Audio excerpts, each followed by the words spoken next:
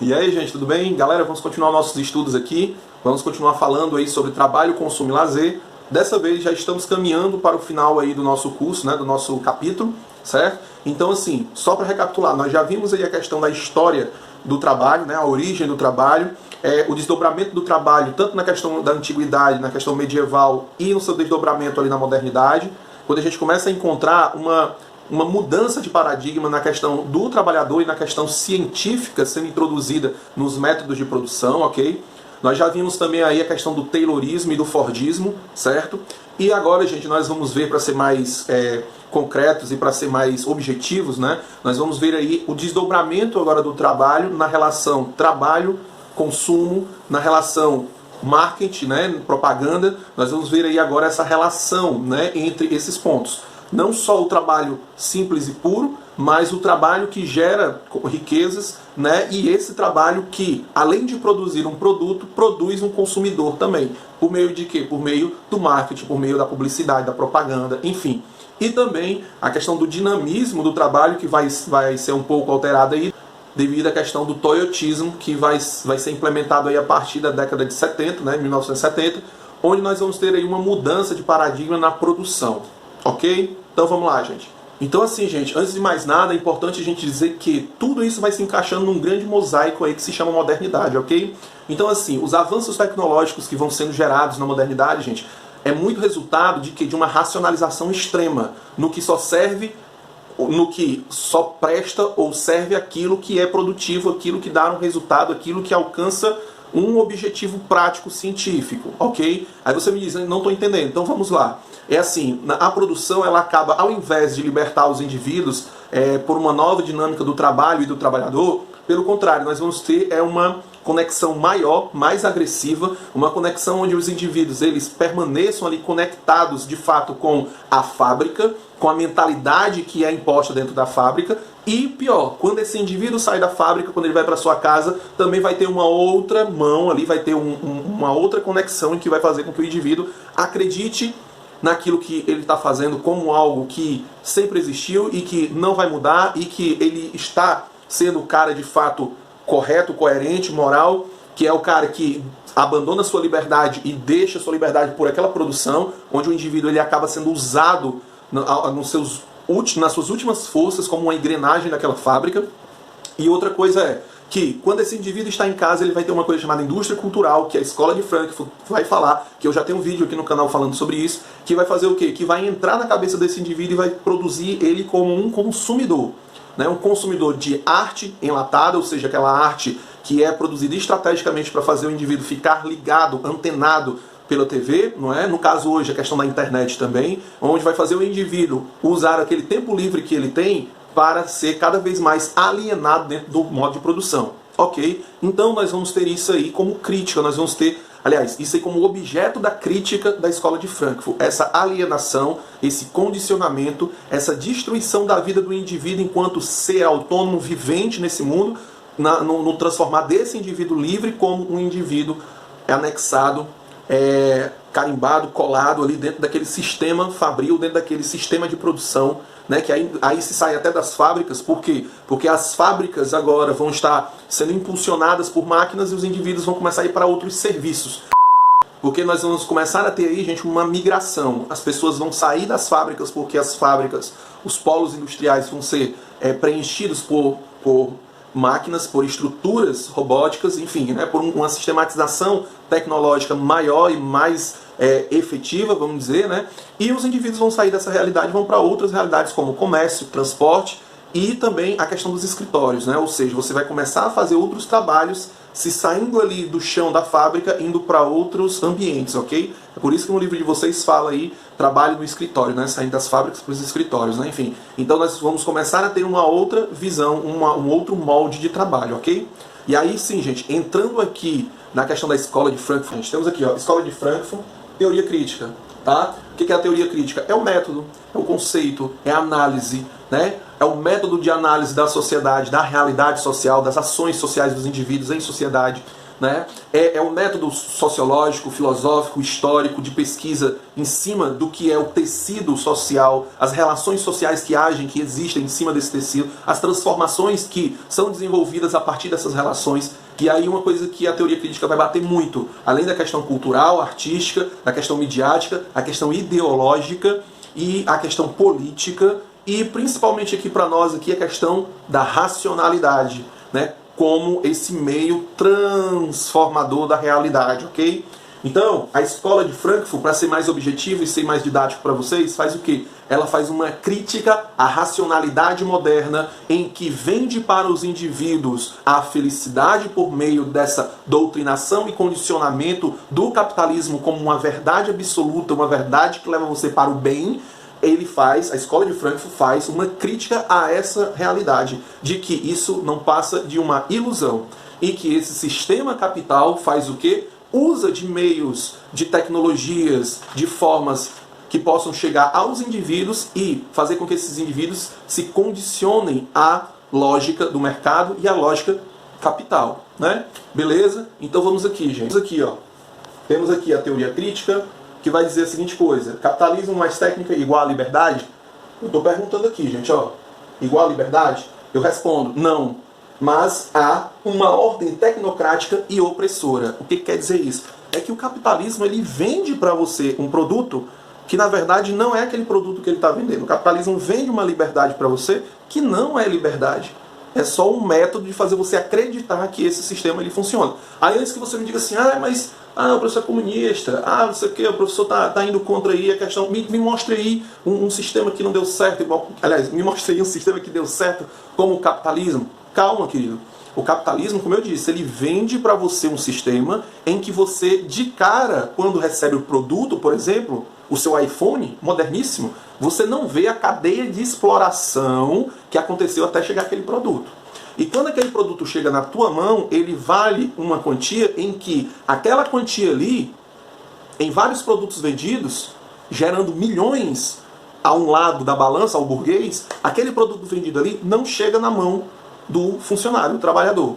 Aquela quantia de lucros que vão ser geradas ali a partir da venda daquele produto não vai chegar na ponta de quem está lá no chão da fábrica trabalhando. Entendeu? Então o capitalismo ele vende para você uma felicidade, show, muito legal, mas que não revela a mazela que acontece até chegar àquele sistema. Ok? Aquele resultado, aquele objetivo. Beleza? Então assim, por isso nós vivemos em uma sociedade tecnocrática e opressora. Por que tecnocrática e opressora? Porque assim, cada vez mais o mundo vai se modernizando e cada vez mais as pessoas vão deixando de lado outras pessoas, outras vivências, outras situações, outras experiências, e vai ficando cada vez mais abduzido, vamos dizer assim, a mentalidade de quê? Da técnica, da questão tecnológica, do método de como fazer. Aí você me diz, professor, traz um exemplo para a minha realidade. Vou trazer um exemplo para você, querido.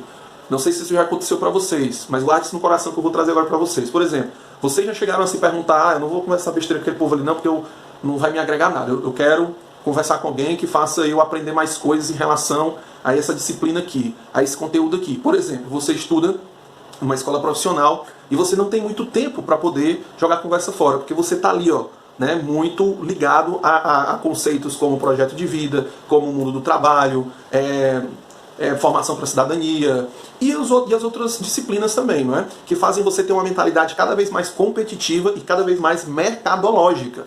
E isso acaba se tornando opressor. Por quê? Porque você acaba, em alguns casos, alguns acabam entrando para depressão, outros acabam entrando para a questão muito sensível, que não precisa de depressão, mas ficam muito incomodados com algum sistema ali de educação, de avaliação, enfim. E acaba sendo tecnocrático por quê? Porque quanto mais técnico você é, quanto mais profissional você é na execução das atividades, na resolução das atividades, melhor. Então, para muitos, isso não é legal. Então, acaba sendo oprimido. Essas pessoas acabam sendo oprimidas, né, em relação a esse sistema. E outra, por mais que você, que não ache legal, já é evidente que está sendo oprimido, aquele aluno, aquele seu coleguinha, aquela pessoa, aquele indivíduo que está no trabalho X, Y, enfim, que aceita o sistema, ele não é que ele aceita, ele já foi tão oprimido que se tornou comum aquela opressão, entendeu? Então, quando nós temos aqui a escola de Frankfurt fazendo uma crítica a essa questão da técnica e do capitalismo, está querendo dizer o quê? Que só vamos gerar lucro, só vamos gerar dinheiro, só vamos produzir, não mercadorias, mas dinheiro, né, a partir de conseguirmos associar a técnica com a demanda capital, certo? Então, nós não vamos fazer uma produção para produzir um produto. A gente produz um produto pensando no lucro. Ou seja, então, o capital que é investido na produção daquele produto nada mais é do que o capital investido para gerar mais dinheiro a partir daquele capital. Entendeu? Vou em slow motion. O capital investido na produção de um produto não é o capital investido de fato no produto, mas o capital investido na produção para gerar mais capital, lucro, ok? Beleza? Então, enquanto o capitalismo vende que aqueles produtos que são produzidos são necessários, são bons, trazem uma qualidade melhor de vida, de saúde, né? Enfim, na verdade, eles não estão preocupados com sua qualidade de vida ou de saúde ou etc. Não, está preocupado em vender. Vamos vender mais um produto. Vamos vender mais uma remessa, vamos lucrar mais, entendeu? Então, a escola de Frankfurt faz essa crítica. Aí nós vamos ter, gente, aqui, ó, um garotão, aliás, dois, né, chamado Theodor Adorno e Max Horkheim, certo? Esses caras, eles têm uma obra chamada Eclipse da Razão, onde eles vão fazer uma crítica justamente sobre essa sociedade que nós vivemos. Essa sociedade que nós vivemos aqui, ó, como vocês podem ver aqui, a questão da ordem tecnocrática e opressora. Para Horkheim e Adorno, vai se chamar como sociedade da total administração, certo? Ou seja, aqui, ó, a sociedade tecnocrática e opressora é o que, professor? É a sociedade da total administração. Ou seja, nós vivemos num mundo capitalista em que tudo é administrado, tudo é colocado numa lógica. E qual é a lógica? A lógica de quem? A sua, minha, nossa? Não. A lógica do capital. Então, você acaba vivendo, você acaba existindo, você acaba se relacionando com os indivíduos a partir de uma lógica. E não é minha nem sua, é a lógica de um sistema.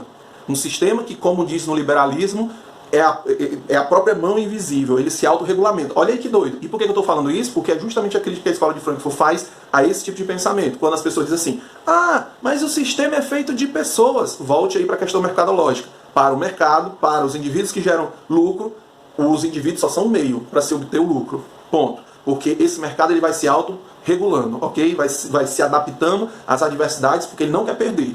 Beleza? Então é uma sociedade administrada por esse sistema de coisas, esse sistema material, ok? Que gera lucro em cima de lucro. Enfim. Aí depois nós temos aqui, gente, ó, sociedade da total administração, que é a mesma coisa que sociedade tecnocrática e opressora. Aí temos aqui, ó, os conflitos são dissimulados, e a oposição desaparece. O que isso aqui quer dizer, conflitos dissimulados? Os conflitos, gente, eles são empurrados para debaixo do tapete.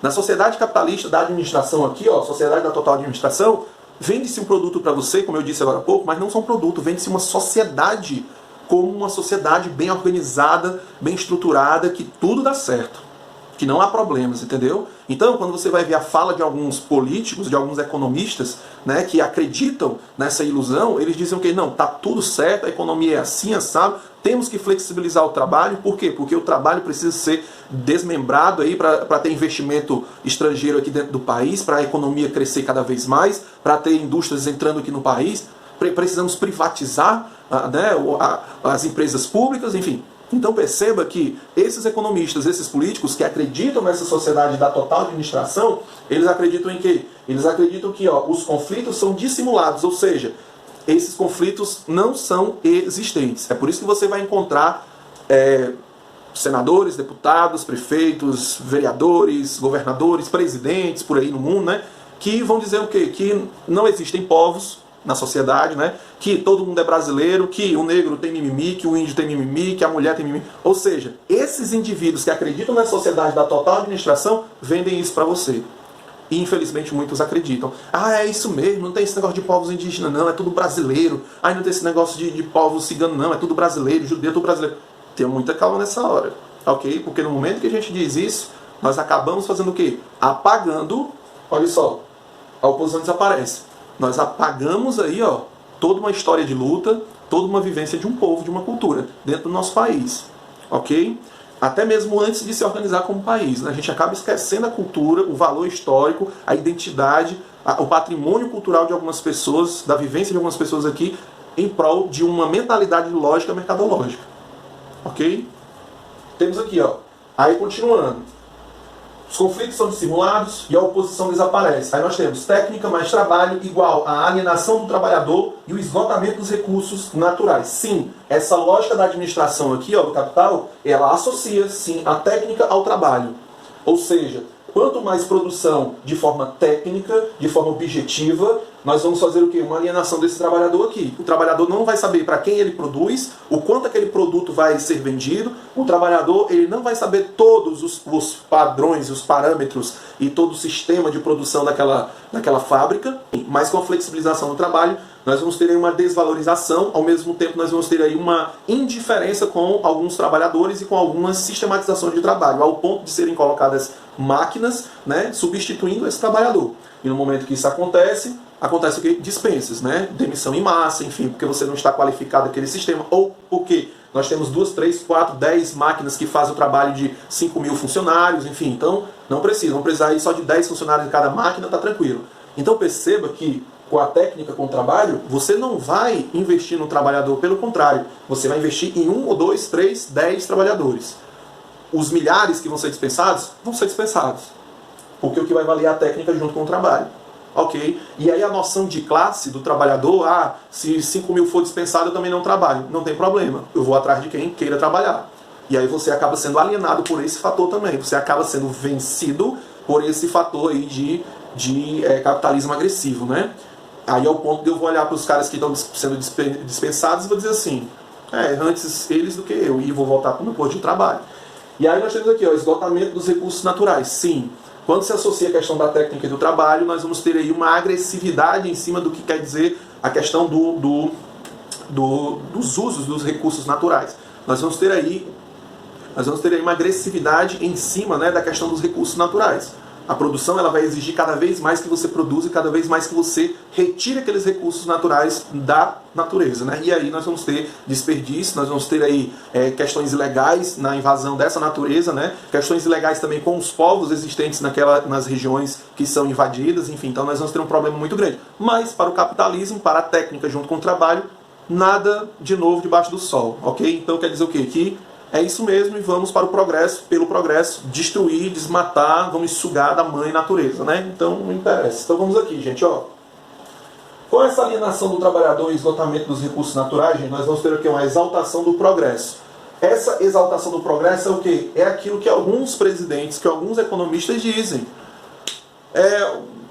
Vamos permanecer um país pobre ou vamos derrubar essas matas, vamos produzir aí mais plantações de soja, de milho, de trigo, vamos botar mais gado aí nos pastos, vamos fazer mais pastos, enfim.